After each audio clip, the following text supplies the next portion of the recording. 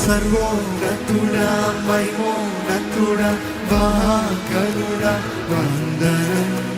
నీవే త్రిత్వం నీవే నిత్యం ఇదే సత్యం వందనం. ప్రాణమా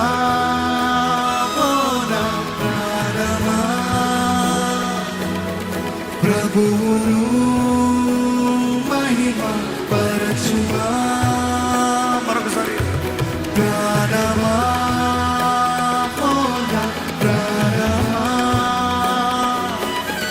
ప్రభువును మహిమ పరచుమా. వందనం